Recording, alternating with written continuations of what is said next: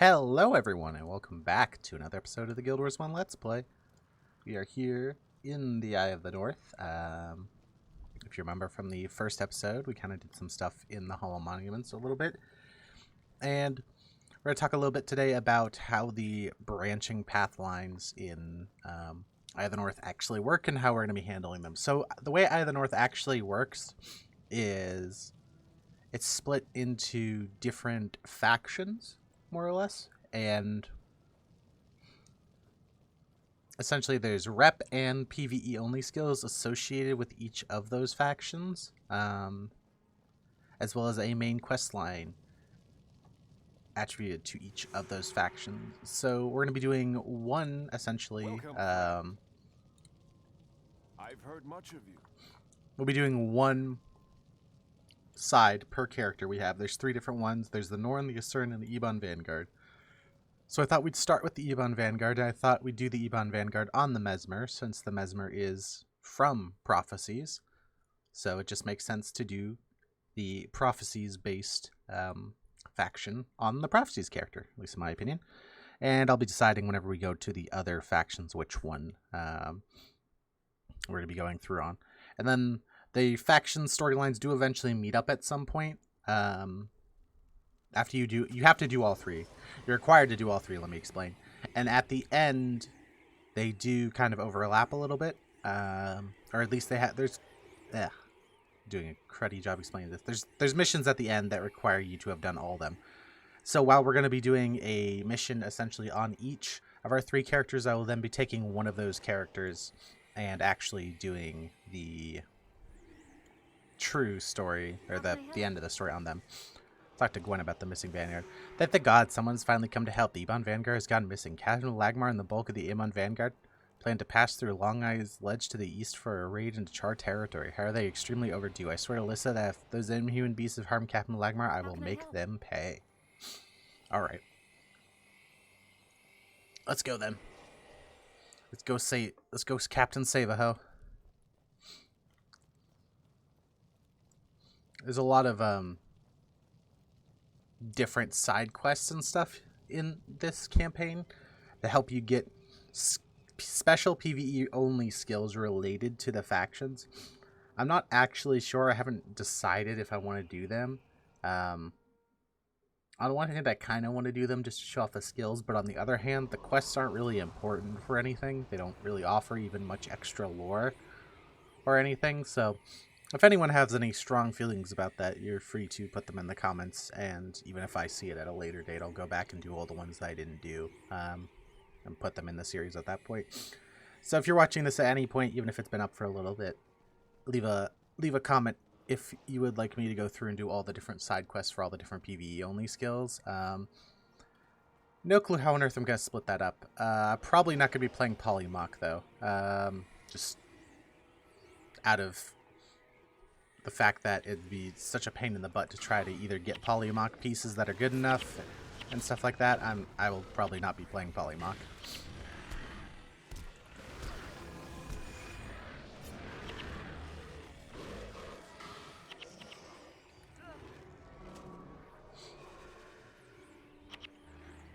So where are we going? We're going all the way up here, so we actually have quite a bit of distance to cover. But I'm not opposed to doing the rest of them.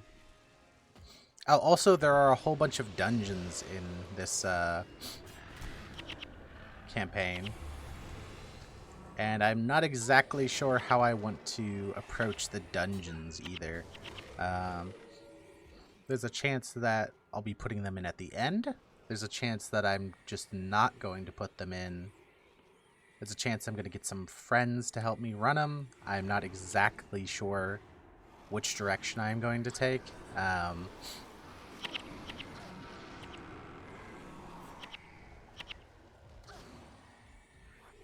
know some of the dungeons we're likely going to go through on normal mode with heroes. But yeah, that's going to be something as well that's going to be happening at some point. I apologize for being very vague with that. But this campaign is probably the most, being the true expansion, the only true really expansion to the game, and by that I mean it's not its own self-contained story necessarily. it actually plays a little bit different than the other ones, and because of that, is Gunner's Hold around here? Yeah, Gunner's Hold is around here. I thought so. I grab this. We're going to be talking about this outpost here that we're going to walk into when we're doing the Norn campaign, so I'm going to kind of ignore it right now. I'm just getting it so I can come back here at a future point in time and do stuff I need to. But yeah, all the dungeons will probably be at the end. There's a pretty big non-zero chance that all the dungeons will be appearing at the end of the story. And again, I'm not really so sure about the side quests, so.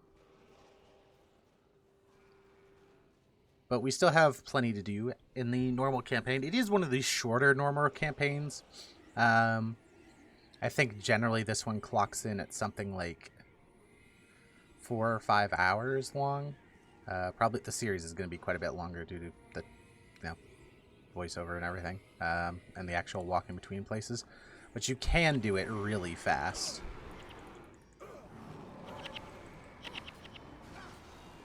You might wipe here.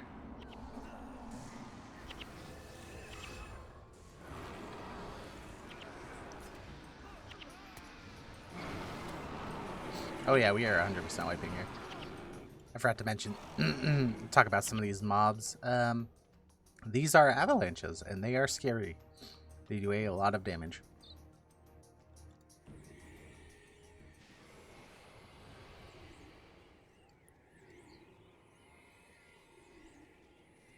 A lot of the mobs in this campaign are not necessarily new mobs.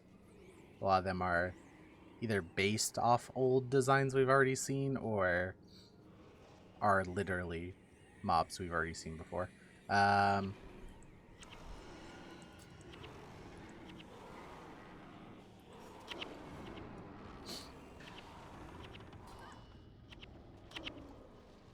There are some new ones, of course.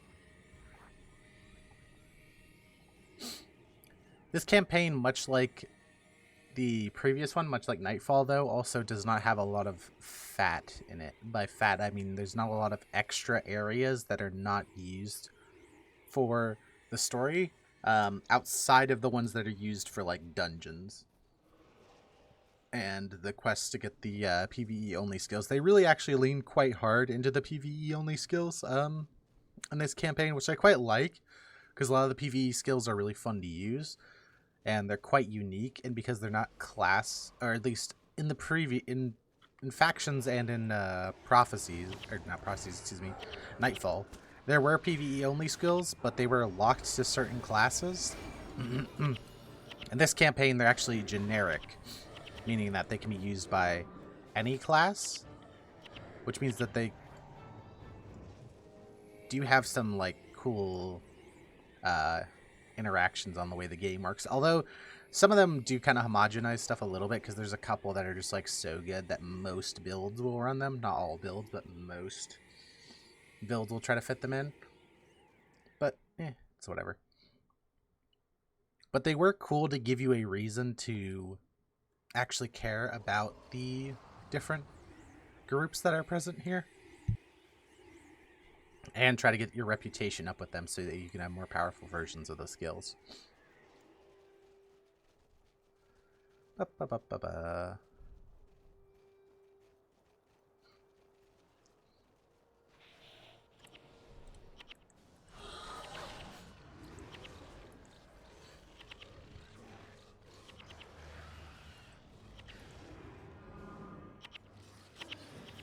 After this episode, I'm probably going to go pick up the Nightfall heroes that we missed for this character. So that'd be the main ones being Master of Whispers and Norgu, just so we have the full set.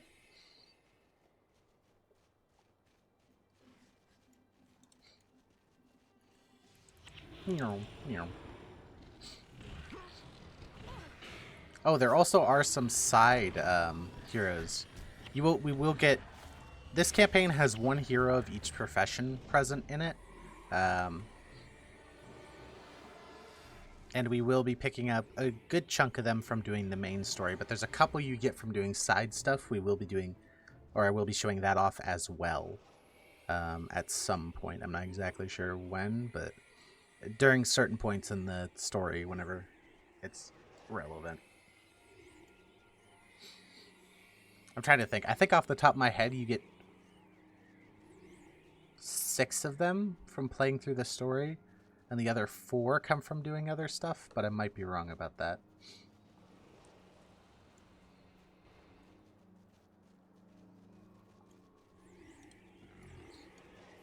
Yeah, it is 6 and 4.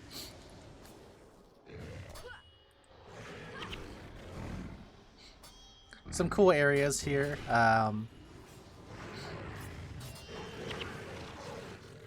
This is still very much Shiver Peaksy, although there are some really cool locales in this expansion. This is not necessarily one of them, but we will be reaching a area kind of environment type that we haven't really seen. At least haven't seen it in a long time. That'll be quite fun. I'm looking forward to it.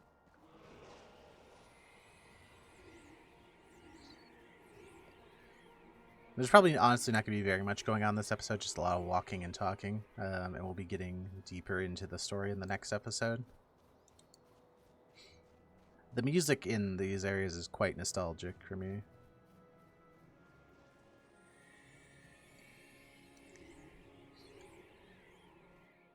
Here we are, Long Eyes Ledge.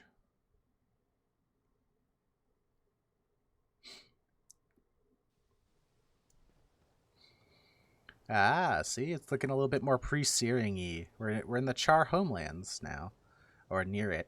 Oh, I guess one thing I never talked about is the henchmen for this campaign. So there's a couple of interesting things about the henchmen for this campaign. I believe these henchmen are actually dual-classed, which is quite interesting, considering previously henchmen were always single-classed, but I believe they're actually dual-classed at this point. And also, let's have a look at like kind of the characters who have decided to join us. So we have the obvious ones, which are the 5, Devonum, Menlo, Sin, Aiden, and Eve over there. But we also have Zoe joining us from Factions. She was the ranger from Xingje Island. We have Lena, who was the other monk henchman in Prophecies. We have Herta, who I believe is from Alona, and should be based on her outfit there. She's the Earth henchman from Alona. Lo Sha from Factions and Talon from Factions as well are joining us on our adventure. At least theoretically are joining us on our adventure. Realistically, there's like basically no reason to not just use heroes, but they're here in spirit. So let's read Long Eyes Ledge. The steep, sloping hillside overlooking green Charlands is home to Olaf Longeye. The ledge overlooks a passage for both Char and human raiding parties alike, and many travelers use this herstead as a stopping point during long journeys. Olafin has made it clear to all any fighting on his land will not be tolerated and shall be punished severely. So here's a first look at or not a first look, but another look at like a Norn, quite a bit bigger than the humans. Why are you here? What's that, Ebon Vanguard? That ragtag bunch of humans passed through here not too long ago, murmuring something about fighting Char. I've got no problem with that, just as long as they don't do it here. I heard some fighting downhill a few nights ago, southeastern here. From what I heard, it was a large battle. Keep your eyes open. It's likely that you'll find some gear and weapons you can salvage. If you find me an axe, let me know. Thanks for the information. We'll focus our search in the southeast and keep our eyes open. All right. But I think with that, that'll actually be the end of today's episode. I know it was a little short. I have just a small look around this outpost. Not really much going on in this outpost, but kind of cool. I know it was a rather short episode today, but I think we might have, there might be a little bit of a pacing problem with Eye of the North, and episodes might be a little bit shorter in Eye of the North, because there's a lot of missions in this campaign that are like 20-30 minutes long. And a lot of missions that are like 10 or 15. And the problem is they're often back to back to back. So it's like, I got to make the choice between, do you want a like 30-40 minute episode, or not 30? Do you want like a 40 or 50 minute episode, or do I cut it up into smaller episodes? But I think today we'll do a smaller episode. Maybe I'll try to do a larger episode on some of the others, because I am going to go off and go catch up this character on the Nightfall campaign to get some heroes and prep the other characters for their Eye of the North adventures. But I want to thank you for coming out. I hope you have a great day. I hope to see you in the next one. Bye-bye.